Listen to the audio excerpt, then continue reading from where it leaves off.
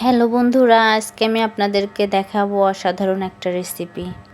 প্রথমে আমি ভালো করে সব মশলা একখানে কষিয়ে নিলাম, তারপর মাছগুলো দিয়ে দিলাম, হালকা একটু নাড়াচাড়া করব।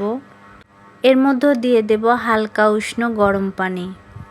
বন্ধুরা, একটা কথা সবসময় মনে রাখবেন, তরকারিতে হালকা উষ্ণ গরম পানি দিলে তরকারির টেস্টটা অনেক বেড়ে যায়। আর মশলার ভিতর মাছগুলোকে একটু ভালো করে নাড়াচাড়া করে নিলে রান্নার স্বাদটাকে করে তোলে আরও গভীর ও মজাদার। এবার আমি ঢেকে দিয়ে অল্প আঁচে মাছটাকে রান্না করব, যেন ভেতর পর্যন্ত সুন্দরভাবে সিদ্ধ হয়। মাছগুলো আধা সিদ্ধ হওয়ার পর এর মধ্যে আমি দিয়ে দিলাম মাছের ডিম। এবার আমাদের মাছটা হয়ে গেলে তারপর দিয়ে দেব আমি হালকা ধনেপাতা কুচি।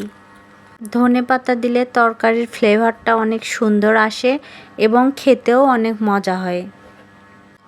এ যেন একেবারে পরিপূর্ণ একটি বাঙালি খাবারের স্বাদ চলে আসে।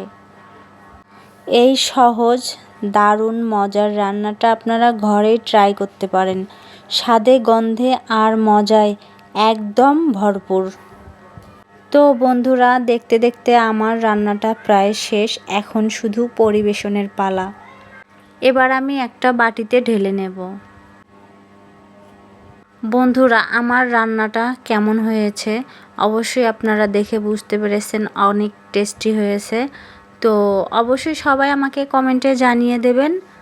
নতুন কোনো রেসিপি দেখতে চাইলে অবশ্যই সেটাও কমেন্টে আমাকে জানিয়ে দেবেন।